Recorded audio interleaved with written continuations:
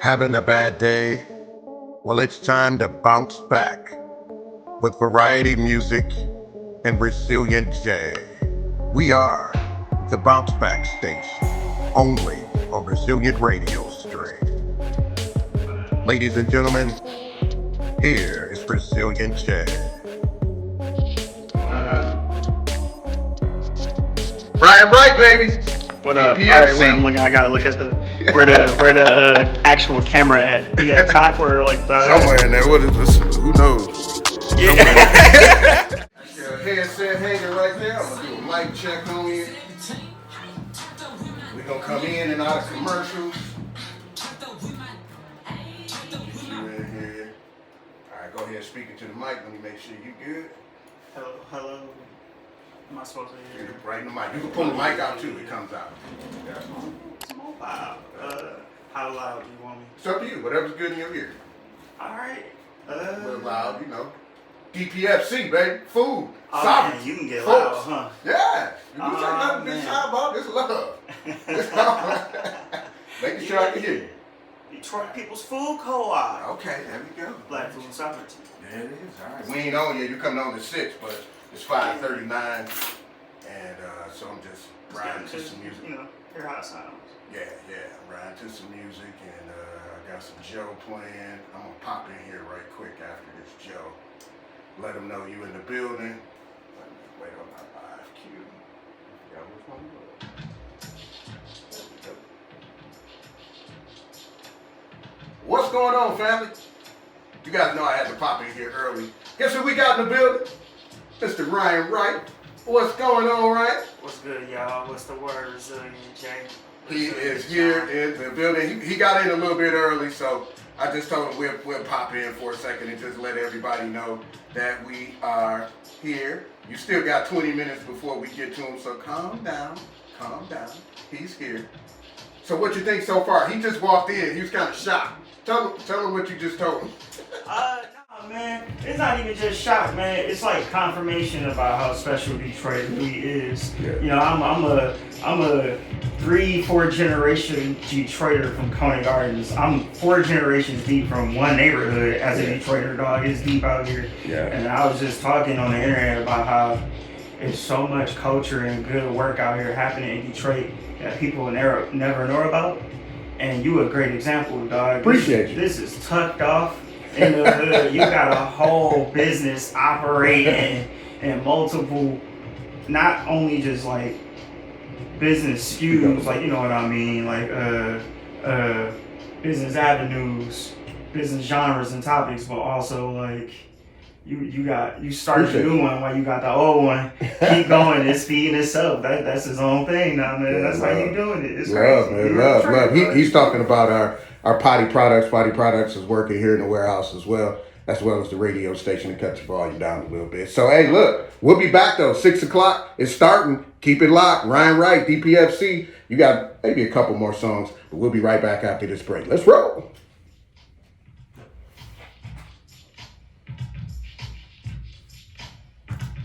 All right. I hate to interrupt you there because it sound like you and I need to go for coffee. I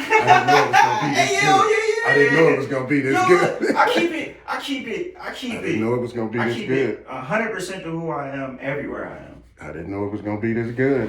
You making me want to cut the cameras off. He coming next week.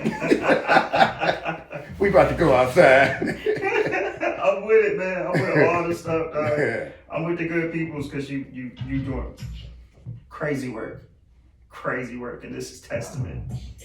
Oh, that's her stuff. What I got in here to go in our background? Yeah, we arrived at that. All right, we in here, and I'm gonna point to you. Know when I'm on. Oh yeah. You will know. I got you set. Got a couple questions. I'll keep it here, but then I feel I'm gonna veer off because I like, you want to get to the juice. Yeah. Everybody love what's going on, but you got to be there beyond the ribbon cut. Yeah. Ooh, that's deep. That's where I'm going. The ribbon cut is a powerful moment, but I'm going beyond that. Everybody want to be there for the chip, but are you coming for practice? That is where a lot of people drop out after that ribbon cut. Here we go. So I'm starting for the greater of the good. But a lot of people, patronize the store though, so you can't say that. But, yeah, exactly.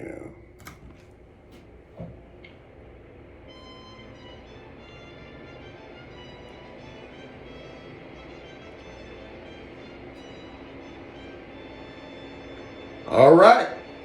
We are back. Welcome everybody to the Variety Music Show on the Resilient Radio Stream. I am Resilient J, and you guys know what we do. Every now and then we have a special guest come in on the Variety Music Show to patronize the station.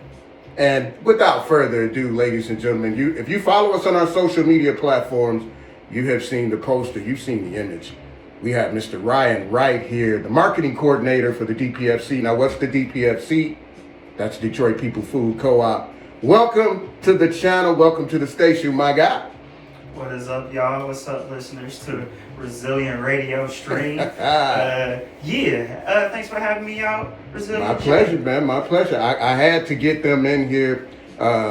Shameless plug. We have a product ourselves, Potty Products.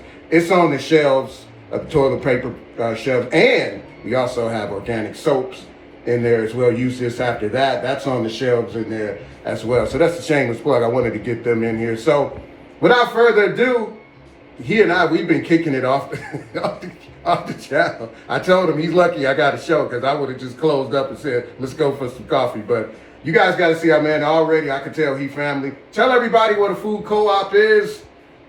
Give them a little bit of history and backdrop on the store. Man, look, I'm from Detroit. I can't even really hit you with the number address right now. It's like 88234 Woodward, I think. Yeah. Something like that. But we are Woodward and Euclid. I can give you the street names, like I said. The Detroit People's Food Co-op is a for-profit initiative that's been established to address a large issue within the Black community, and that is our access to food. Mm-hmm. Right, our access to healthy food, our access to food that isn't expired when we buy it, our access to food to buying food that's coming from people who look like us, mm-hmm. or even as far as being within our own neighborhood, and what are the implications of that? Right. What are the implications of 4,000 people saying, I'm going to buy food that comes from the north end mm-hmm. of Detroit? Yeah. Right? Yeah. That means money is moving and going to a specific area. That means money is staying in a specific area for longer. So what does that mean? Yeah. And that's what the co-op is for. Right. Also, just having accessible groceries, man. Just having groceries walkable in your neighborhood is, Detroit is a world-class city in a lot of ways, but isn't in a lot of other ways. Mm-hmm. And those isn'ts are holding us back. Those isn'ts are things like accessible food. Mm-hmm. So that's another reason. And transportation is the other one, dude. Yeah. That is that other one. Yeah. Facts. Now tell everybody, when you say 4,000 members, what does that mean specifically for a co-op? So a member owner, a cooperative is a type of business structure. So instead of shareholders and buying shares, where the number of shares you buy is the number of votes you have, or the number of power you have, mm-hmm. This is more based for human relationships, people relationships. Mm-hmm. Each share is just one vote. So if you donate $100,000 to the co-op, you're not getting 100,000 votes. Right. Okay. You got to get to know people. Go vote. Not more than the person who spent $200 to be here. Okay. Votes can't be bought. Exactly. All right. This is about, for real, the people who are invested, and that's what it is. So it's a different type of investment. It's an investment, but it's not based on somebody else doing the work for you to make money. Mm-hmm. This is based on what are you willing to do to make your environment better. Mm-hmm. That's what this $200 means. So, and you can become a member owner. The member equity is $200, but you can do it upfront, one payment, or you can do it over 10 months, $20 a month. Okay. So it's like a regular subscription. Okay. So what does that get you? Right. Periodic discounts. Okay. So like we'll hit you through email like, yo, here you go, 20% off coupon for these 4 different things within the month of October. Gotcha. Or we'll be like 25% discounts this month for these items as the member owner discount. Okay. There's more specific things, but kind of the whole point is to socialize with the other people who have also made this similar commitment. Okay. We humans. Right, The whole right. point is to be social. Mm-hmm. One of the ways we're not allowed to be social is in the workplace. Dig deep. That's what basically cooperatives are for. Ah. They're the type of business structure that allows you to have more agency or more say-so in your workplace. There's nobody telling you what to do. It's you deciding what to do based on the goals that you decided are important as a group. Okay. And then all of you share the money that you make afterwards. Okay. Gotcha. And so that's why when you become a member of the co-op, your involvement is the most important thing, because that will have a direct impact on the money that you get on the back end. That's true. Dog, what you talking about? If you are a business owner, we talking business owner to business owner. Yeah. If I own a business, if I did all the work to establish a business, I'm not going to sit back and say, okay, it's open, I'm done now. Right. Oh, I got some folks that I got some folks that do that right now. They got a business and they don't do no advertising. They just open up one day a week. That sounds like money laundering. This is Detroit. They open up one day a week. We get money all different types of ways. Shots fired. Hey, no, that ain't even shots fired. No, we get money over here. That's all it is. But now I think it's important too for people to understand, because when the co-op started, obviously it opened to a lot of fanfare, right? It was, everybody wanted the attaboy. You name it, you can claim it. They was in the store. So like you and I discussed, the love got to go beyond the ribbon cutting. Yeah. Right. So sometimes you got to make that extra drive to come support. I know I do. I might pass by 2-3 places that I could have got it, and I'll come in and get it just to patronize it. So how's the support been from a community standpoint beyond the opening? Support has been good because this is business, right? So we got to learn whatever that baseline is to start. Based on our business plan, a lot of the people that work there come from Whole Foods, and I don't mean just really worked at Whole Foods. I mean, they were the black staff back when Whole Foods first opened. Wow. Like if we were to add it up for real, we might have 100+ years of grocery experience on this staff. Wow, okay. Like easy, like 30 people, bro. We looking at easy, like 200 years probably. Wow, I didn't know that. Retail experience. Right, that matters. And then like 100 specifically in grocery. Like I don't have grocery experience, but I got 10 years in design and 2016, 2005, 9 in marketing. Okay. Right? So mine isn't specifically grocery, but you bringing that experience though too. Different type, the important type. But general manager, produce manager, grocery manager, our 2 lead chefs, all of them, a decade deep, and half of them at Whole Foods, boy. Wow. That's like 60 years of food retail experience. So people wouldn't know that, right? So exactly. And I think that's important to say. This isn't a run-of-the-mill spot. It's right? not normal. This official when you walking in there. It's not normal. Right, yeah. The experience speaks wild. I like the fact that you guys have more natural options. You know what I mean? Now I'll admit, in the city of Detroit, there's a dialysis place almost like party stores. Yeah, my great granddaddy was in dialysis, so yeah, boy. Now why is that? Hypertension, diabetes. So how important is, I know you guys have a lot of involvement with local farmers. I like going in there and see that, every time you look over at the veggie and fruit section, it's lit. It's never, it's always a carrot. Always green. It's always a carrot. Green. So explain how important that's been though, to bring in local farmers and how that has helped local farmers as well. Beyond the Eastern market on the weekends, you know what I mean? Look, man. Detroit and Eastern Market is a great shout out because that's a good part of understanding what a local food system is. Like markets 100 years ago was the norm. Everybody was getting up. They had their own food product they was bringing to the market. This is kind of like the new version of that. They still around, so we got to make bridges and connections to them. Mm-hmm. But now because of things like the bankruptcy in Detroit, right, in 2008, people started seeking more independent solutions, and that's where a lot of this urban farming came from in the city. And now we got over 2,000 urban farms in the city. Over 2,000, and we only working with like 4 or 5. Wow. So this is a thing that can be scaled even within our own city, right? You just, hey, it's some good, some building on your corner in good shape. Y'all got a community with literally $200. Y'all can invest and open a grocery store in your neighborhood. This is the type of stuff that we need to be on, because we seen, especially in Detroit, how fragile this system that other people have built is. Yeah. We know it wasn't built for us. Right. Hey, everybody get that. Right. So now we are experiencing what it means to live in a system that's not built for us, that's falling apart. Yeah. Yeah, true. That is so Things get true. more expensive. Yeah. Everybody like, why is food more expensive? That's because everything get more expensive, dog. That's true. They system falling apart. You got to pay attention to history. Yeah, that's true.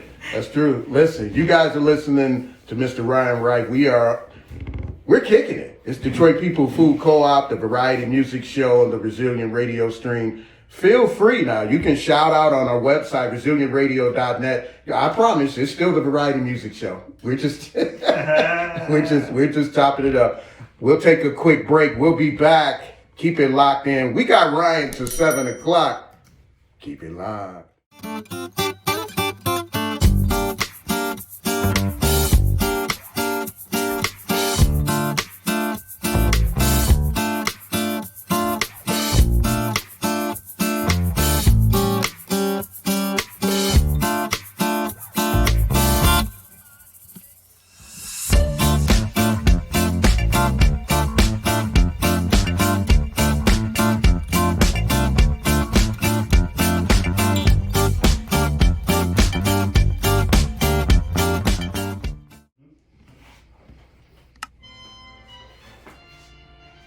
Man, that's deep. Welcome back, everybody. It's your boy Resilient J. We are back live here in the Potty Products Warehouse. And I'm here with Ryan Wright with Detroit People Food Co-op. Say what up, Ryan? Yeah. What's good? Hey, he in here schooling. Listen, I think I'm adding somebody into my Fab Five list. I don't even know if they say that anymore on the speed dial. Speed dial. Or MySpace. On the MySpace, right? Yeah, he was just in here sharing some more stuff. So we'll get into that, because that's political right there. That's kind of that's deep. Hey, if you want to know what we said, as a matter of fact, we got some BTS going right now. That's some behind the scenes footage. Make sure you check out the YouTube channel for the BTS. But right now, you just live. So all right, we're back. We're talking about Detroit People Food Co-op. Ryan just broke down a little bit of what it means to. What is a co-op, how you can become a member, etc. So now we're going to peel back a little bit more. And have you all experienced, well, I don't know if you know or not, but are the other stores hating on you guys? Are you getting some hate from Walmart? Hate from bigger places? Probably not, man. Okay. Probably not. What about manufacturers? Because one of the things that I know, being in this space a little bit, is a lot of the manufacturers have these quotas of like you want some cereal, well you got to buy 96,000 boxes of cereal in order to get this price and call that. So has that been challenging, or have they been kind of cool? So we have made a strategic decision about things exactly like that, right? So we're a cooperative. Cooperative buying or bulk buying is one of the major benefits of buying cooperatively. So instead of being a business with a lot of capital, I need a lot of capital. No, we just need a lot of people buying in a large amount. So you can do that with a lot of people. Yeah. So we are involved in a cooperative of grocery stores. We're a grocery cooperative in a cooperative of grocery stores. Okay. And so we are able to buy bulk and divide up by the. And so we have our own select brands, our own basic value brands because of that partnership. And so if you come to the co-op, you get things like field day, co-op basics and stuff like that. Remind me of the question so I can answer because I feel like I'm not. You know, like no, like you know how sometimes manufacturers they have this whole Yes. wholesale price, and if you don't meet the quota of this, then the price goes up and it messes with your numbers. So that's kind of how we got around like the super large minimum quotas for like the guarantees, like a flake, like a flaky cereal or whatever, like a frosted flake that's not frosted flakes. Right. Your Flaky select crisp. brand cereal, exactly. Flaky crisp. Exactly. Yeah. That's how we got to that level. But otherwise, we work with other brands, and because we are a retail store, we can get wholesale accounts with other things and say, you know, our customers ask for this, and not just our member owners, our customers ask for this, we can get this in the store. Got you. What would you say to folks that, you know, because I'm sure there's always some folks with some different products, you know, there's always pop-up shops that's, especially in the summer, the pop-up shops are just rampant every weekend. Yeah. What would you say to someone who had a product and they wanted to get their products on the shelf? What's the process for getting get products into and on the shelves? I'm gonna say right now we're getting a lot of attention. We got a lot of attention from vendors and people who want to be employed at the co-op, right? So we got like a backlog of 200 to 300 interviewees. For employees? Yeah. From all, just the city of Detroit, or just kind of like all over? Detroit. It's just really? for Detroit.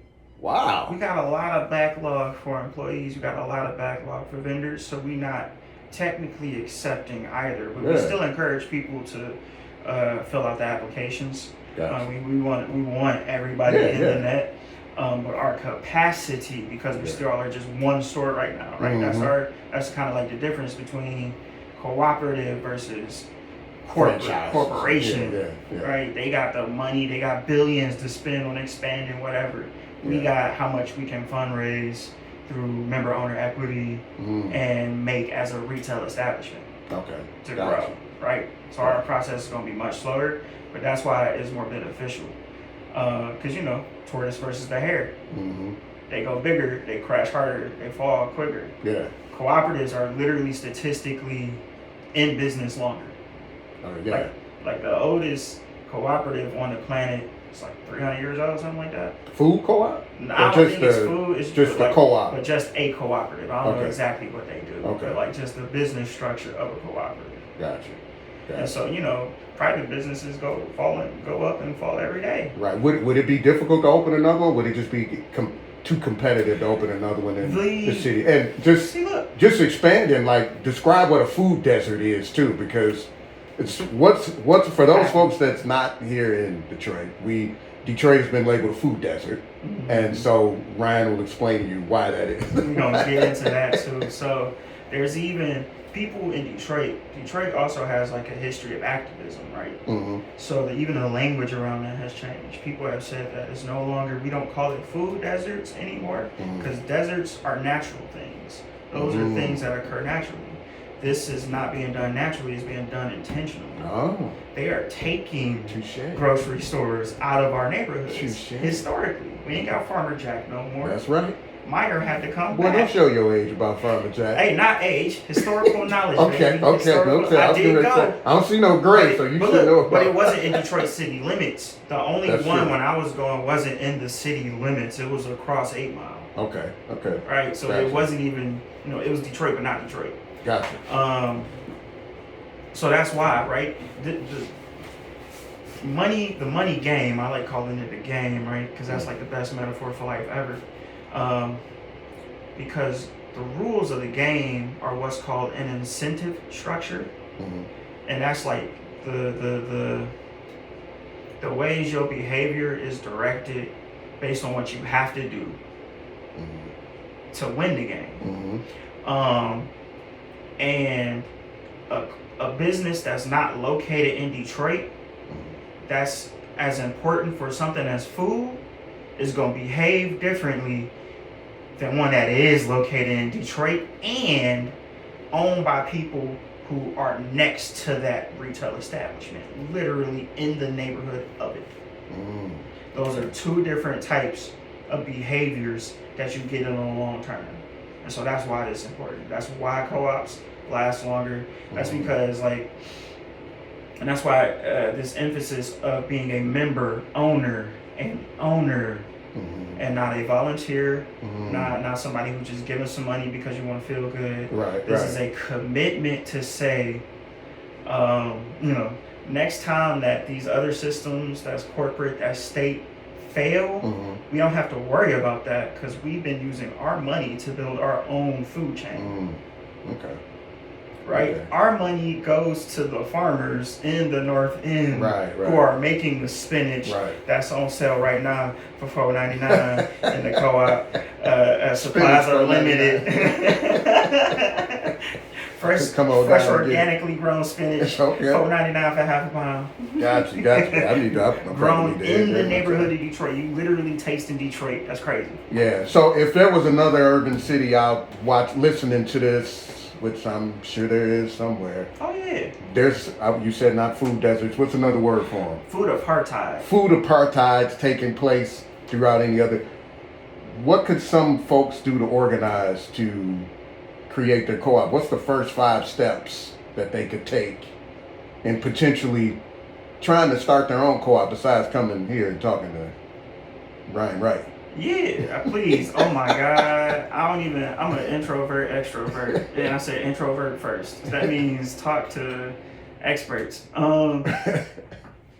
First is to get informed. So if you're in some place besides Detroit, I would say just start researching on the internet. Look up if there's any local laws about cooperatives. Some laws may prevent co-ops, or not really? Because it's a business structure, right? I think it's more likely to experience that there's nothing like this in your area, right? Especially if you're in a different country, because I don't know the business laws of other countries, right? But number one, just start talking to people about what you want to do. Don't wait until it's perfect. Don't wait till it's fully formed idea. Talk about what you want to do with people first. Get a sense how familiar they are or whatever. Number 2, start getting a sense of what food people next to you buy. Because the food is something that's extremely based on location.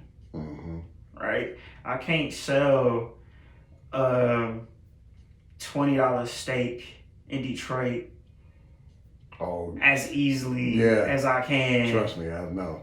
in Birmingham, right? And that's like a clear example. Be aware of your ecosystem, exactly. The economics around you. Exactly, it's a real thing, man. Yeah, it's true. If people you can price them to out. pay rent, you're not gonna make money if the cheapest thing you charge is like $15. That's you're not gonna survive there. That's especially if you only based on people coming in your store and spending money there. You're done. You cooked.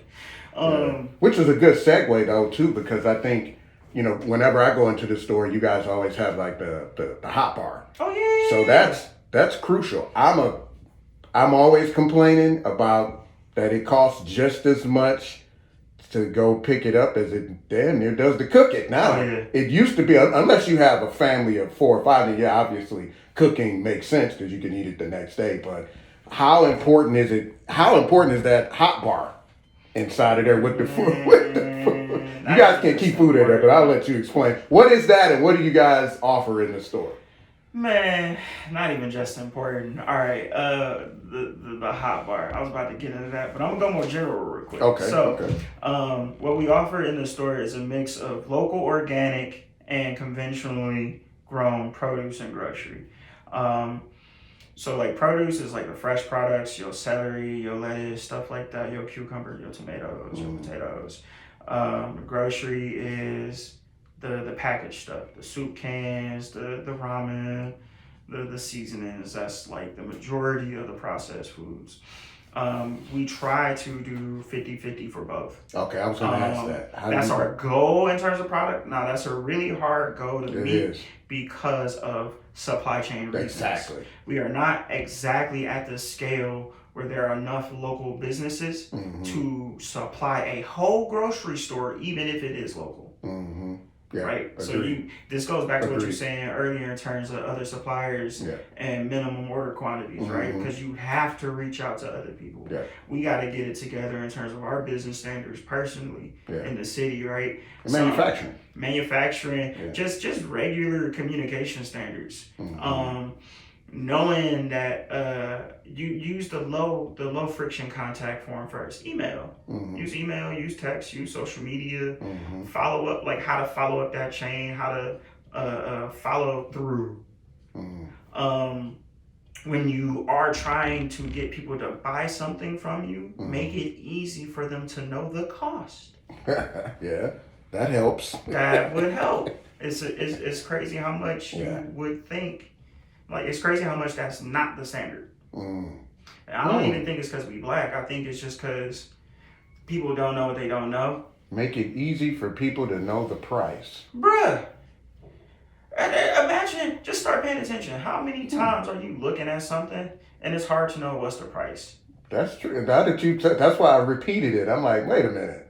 And because it's so natural that you don't even think about that you're searching for the price. I'm not even talking about cost yet. Yeah. Because cost is different from price. Yeah, that's true. Right? That's true. Yeah. And this actually is a great segue back to the co-op. The co-op is not more expensive to shop at. Mm-hmm. Right? Kind of what we're dealing with, there's a perception issue right now. Mm-hmm. People do not know yet the things to look for to buy to save money. Explain on that a little bit. Wait a minute. People do not know what to look for. What to look for. Yeah. Okay. So you know how most communication isn't verbal, right? Mm-hmm. A lot of that communication is what's called signaling. Mm-hmm. But in order to be aware of the signal, you have to know to look for it. That's mm-hmm. like one of the tricks of psychology. Mm-hmm. So if it's a new product, a new mm-hmm. business model, number one, mm-hmm. new business model, cooperative. It's not new in terms of when it's been around, how long it's been around, but it's new in terms of familiarity. Right. Number two, new products. We got the familiar joints. We got the Doritos. We got mm-hmm. the Faygo. We got the local. We got the Avalon. We got some local meats. Mm-hmm. Those might be unfamiliar, but they still local. Right. But the value brands I mentioned earlier that mm-hmm. come from the cooperative that we involved in, you don't know to look for that. You don't know that's the thing that you have to look for to save money, mm-hmm. like you know what to look for if you go to Meijer or Aldi or Whole Foods even. Because of the name recognition, right? Exactly. It's associated, yeah. You literally just don't know to look for it. But isn't that what Whole Foods has essentially done with the what's that, the 365 product? Yeah, exactly. That's what they've done, right? But this is when go back to scale, right? Yeah. I'm half a person technically when it comes to being employed. Mm-hmm. Half a person. The other person that's working with me, 10 hours. So we like 5/6 of a person mm-hmm. in the marketing position. And Whole Foods got team after team after team after team to support marketing for one store. Yeah. Two, you know what, too, I think this is going to be interesting. A lot of people are stuck on how products used to be.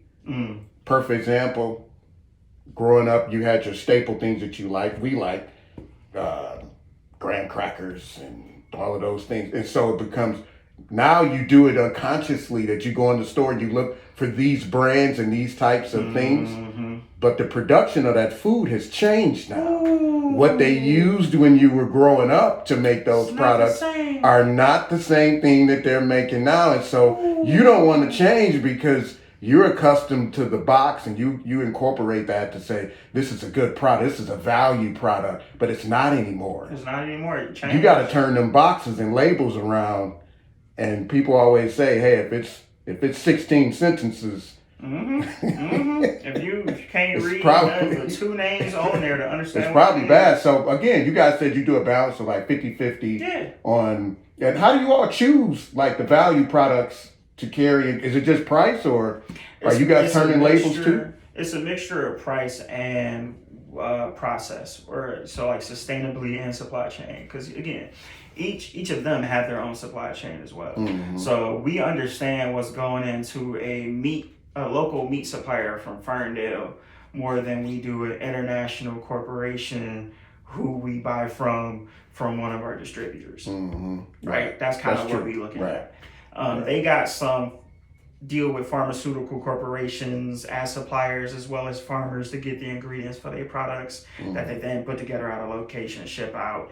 They getting stuff from other countries. Tyson, for example, right? They produce some chicken here, ship it to China to get bleached or like processed, and then ship it back here to get sold. Yeah, the game get dirty. Wow. And then over here, they stuffing it with antibiotics, pharmaceuticals, arsenic, all other types of joint, right? Just to get it bigger, just to meet global demands. Yeah. Right. This is what other people who aren't in business don't understand about scale. You get different pressures. Right. Serving 30 people is different than serving 30,000. Serving 30,000 is different than serving 3 million. That's true. Yeah. Yeah. Right. If you serving at 3 million, that means you doing what has worked effectively, consistently for the most amount of people at 3 million people. Right. That don't work the same as it did at 30. Right. They got different demands. Yeah. It's like low key much tighter. Yeah. Right. And so that's what you're dealing with. And like, because people like to say it's evil. I don't think it's evil, bro. Yeah. Like, I don't think Tyson is pumping chicken with these pharmaceuticals. It's on the purpose. Demand. Yeah. It's on purpose. Yeah. But it's because they can't sell it if it don't look big enough. Yeah. They notice that if it look bigger, number go up. So we got to make it look bigger. It's the hard science. It's tough, man. It's tough. Let me see. The time now is 6:37. You're listening to the Variety Music Show. I know we're getting deep for you, but that's why we got them in. Food is deep. Food isn't a conversation that can be looked at without some sort of seriousness, especially in this day and time. It used to be an afterthought, but now you really got to be conscious about where you're buying, what you're buying, when you're buying, and how you're buying, all of the above. So it's a serious conversation for a serious time. We're going to take a quick break. Let me see what's coming up next musically. Just sit back. Something's coming on. We'll be back. Ryan Wright. It's Resilient J. We'll be back. We are back. It's Resilient J, and we are here with Ryan Wright with Detroit People Food Co-op. What up, though, Ryan? What up? Hey, man, we are here. If you guys have, if you're just joining us, thank you. We got about 15 minutes left to the show again. This is Resilient J. We do this every Friday from 4 p.m. to 7 p.m. on the Resilient Radio stream. I appreciate you guys listening all over the globe. Oh, and I do got a shameless plug. I like my drop with our listenership, because people always say, how's your little podcast going? How's your little radio station? So I always just, I like to throw that reminder in. This ain't too little anymore. Like the food co-op, it's not a little grocery store. They doing big things over there. So, hey, we were just talking about a food co-op and the value of having a place for local residents to be able to go and shop without crossing over to the suburbs and spreading that economic power to the cities surrounding versus recycling it right in the city in which you love. But I do have something up. Now, sometimes I'll come up to the store and I'll see there's all kind of events and DJs will be out in the front and it's like a full-fledged party. Whose idea was that to kind of make it a community festive, like a meeting place? That's almost what it's like. I don't want to call it the club because that's disrespect, but it's exactly like, it's a vibe. We still have fun though, man. Explain whose idea was that to make it a destination? So this was always a community effort, even from the access of food aspect in the start. So it started as like a food buying club. So, economics, man, it's just better to do things with a group of people to make it cheaper. So that's how it started. And then it grew to this idea of supplying it for ourselves based on the urban agriculture.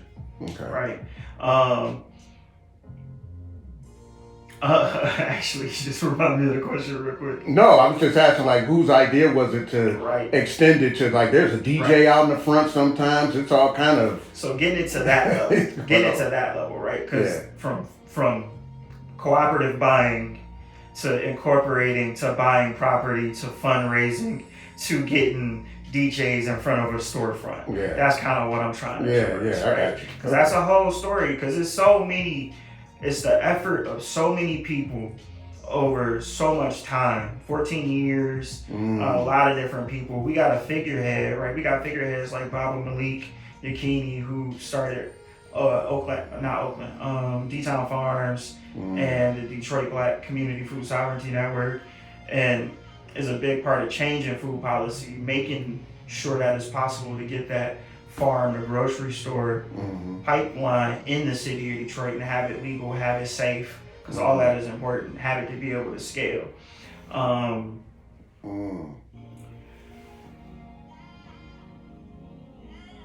And so also we black, and so we like having fun no matter how serious, no matter how important. So we bring in DJs, dog. We got families coming through because this is a grocery store. So we got bounce houses for the kids. We got giveaways because we in the neighborhood, right? And people in the neighborhood got different levels of access needs. So we got giveaways for groceries, for gift cards. Get you groceries whenever you need it. We got one going on right now. And two, it's the community kitchen upstairs. Talk about the community kitchen as well.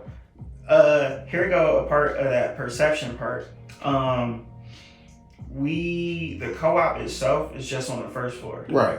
The building is the Detroit Food Commons, and that is owned by our our parent organization, which is the Detroit Black Community Food Sovereignty Network. They're the ones with the kitchens. Okay. They're the ones with the rental space upstairs. Okay. And we do our best to promote and share and coordinate between the two. Okay. And yes, sometimes the store itself is hit with either an unexpected rush of patronage or just a full parking lot and an empty store. Because they're up. Yeah, the store, it's a rental spot. It's not always based on things happening in the store. It's not always like a hall rental spot? Yeah. Oh, really? It's a hall and open kitchen rentals, dog. There's a whole nother business operating on the second floor. I just thought it was a rental community kitchen where wow, I did not know so that. It is. But that's not all. It's like 4 kitchens up there. Right. And maybe 5. Because I think it's 4 full ones and 2 smaller ones. And so people with food businesses can come in. People without, they can come in, make a product that's going to be approved. You can make it easier to sell in stores. Right. All that it's stuff, a packaging. I don't know. Packaging. It's we don't packaging. do packaging there, but if you got your packaging, you can do it on the spot. And basically, it's the space for all these things to be approved within, right? Okay. But that the co-op doesn't manage. Right. It's just managed in the same building. Right, I got you. Yeah. I understand. But it still be popping though. Yeah. It still be popping. And sometimes our member meetings are held in that hall. So it's a space that's available for rent? Yes. Too? Yeah. You can just rent it. If you're a Detroiter, you can go rent it. Wow. So that's why it's called the Detroit Food Commons, and that's why this is called Detroit Black Food. Or what's the price? Plug Black the price. You'll know the price? Just send it to me later. Price is $225 per hour on weekends. Okay. And $1 something per hour on weekdays. Okay, cool. Wow, did not know that. Hey, see, you learn something every day there. That's I think cool. That's what it is. Yeah, I actually met someone from the Sovereign Network.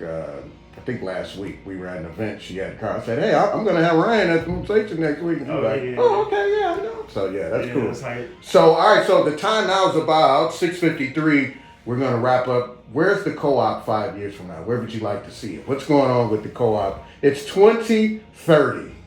2030, we will want to see more physical locations, more retail locations within the city. The whole point, again, Black food sovereignty. We have to have our own. This is the start of having our own. And again, food is one of the most important things next to water and energy. And so, as Detroiters, we got to figure that out too. Yeah. Water is a big thing. Detroiters got to figure out. And energy. We had our own. With DTE, right? We had our own, and then something happened. Something. Now we're getting it back. Yeah, somebody fell asleep at the wheel. It's the same thing with the food co-op. We're just starting with food. Now we got to do it with those other two too. Yeah. But yeah, come down. 8324 Woodward. That's it? Yeah, that's the joint. That's the joint. We open from 8 a.m. to 8 p.m. Okay. Sunday through Sunday through Saturday, however you count that week. Okay. Sometimes for special events, we might have extended hours because we got events called Co-op After Dark that just started last month. It was a little open mic poetry event. The store itself was open 2 hours later. Oh, we gotta talk. Yeah. Yeah.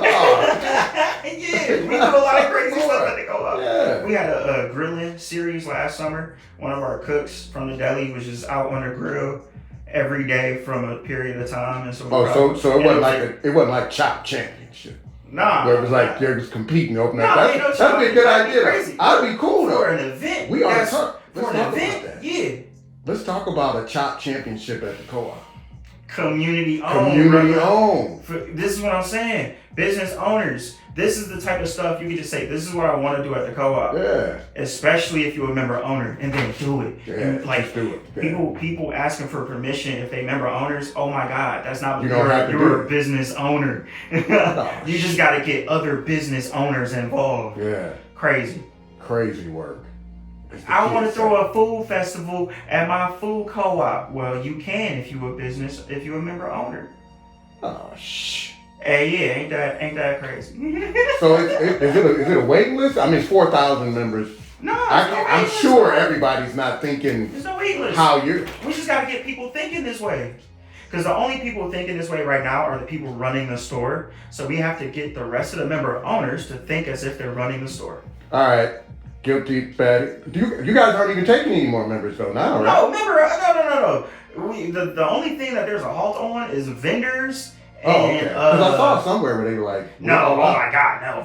Member owners, unlimited, come in. If we can have everybody in the city join, that means we could probably expand quicker. In Michigan, it's not just the city. If you're in Michigan and you like the idea of a cooperative business or a food supply chain that you own, that you invested in, that you help grow, or a grocery business that you help grow, that's what this is about. So, picture this. The Brazilian radio streams food chop championship at the co-op community.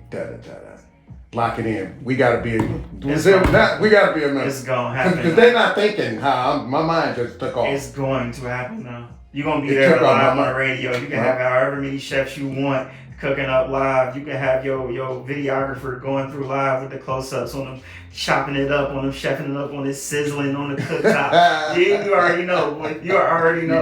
You got me going. Hey, the time now is 6:57. Ryan, close us out. Let us tell the people whatever you want to do. Is your mic for 3 minutes. Ryan Wright, DPFC, Detroit People's Food Co-op. Close us out. As a representative of the co-op or personally? I'm gonna do both. As a representative of the co-op, if you're a black Detroiter, if you're caring about being black, if you're caring about being a Detroiter, if you're caring about access to healthy food, because what you doing without food?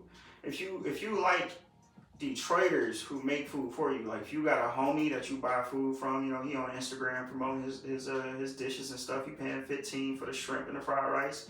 That's the type of dude that need to be here. You're the type of person that support him, you need to be here. We got food from local farmers. Detroit got over 2,000 urban farmers. In order to create a local food supply chain, we need them to get in grocery stores. We need them at farmers markets like Eastern Market or Wayne State or neighborhood farmers markets. All of that has to grow. And all of this is about returning to Detroit being family. That's really what this is about. A lot of things happen in Detroit. We got influenced by a lot of people. It's time to return to being people who care about each other and like taking care of each other and also looking good and making money at the same time. Because those are like the three things as a Detroiter I care about. Making money, looking good, and taking care of my people. All right, tell them what station you on? We on Resilient Radio Station with Resilient J. And this is Ryan Wright, and we out.